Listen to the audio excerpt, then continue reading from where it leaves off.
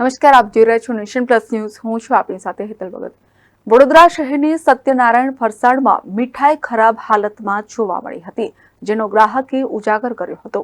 વડોદરા શહેરના સત્યનારાયણ ફરસાણમાં મીઠાઈ ખરાબ હોવાનું ગ્રાહકે પકડી પાડ્યું હતું. ગ્રાહકે ખરીદેલી મીઠાઈમાં દુર્ગંધ મારતી હતી, જેને લઈને ગ્રાહક સત્યનારાયણ ફરસાણ ખાતે ગયા હતા. ત્યારે અન્ય મીઠાઈઓ પણ ફૂગવાળી અને ખરાબ હોવાનું સામે આવ્યું હતું.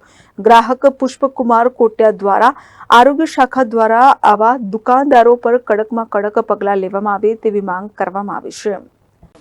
અહીંયા મારો ભાણિયો છે જે પરીક્ષામાં પાસ થયો હતો, તો એ એવું વિચાર્યું કે પાસ થયો છે, બધાને મીઠાઈ ખવડાવું. મીઠાઈ અહીંથી લીધી તો મીઠાઈ અતિશય દુર્ગંધવાળી છે. અહીંયા આવીને જોતા તો લાડવા પર બી ફૂગ લાગેલી છે, બીજી મીઠાઈઓ પર બી ખરાબ છે, અને અહીંયા ફૂડ સેફ્ટીનું કોઈ ધ્યાન રાખેલું નહીં.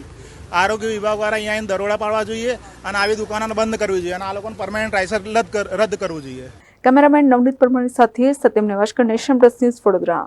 સમાચારોના સતત અપડેટ મેળવવા માટે અમારી નેશન પ્લસ ન્યૂઝની યુટ્યુબ ચેનલને સબસ્ક્રાઇબ કરો, બેલ આઇકન દબાવો અને જોડાયેલા રહો ફેસબુક, ઇન્સ્ટાગ્રામ અને ટ્વિટર પર.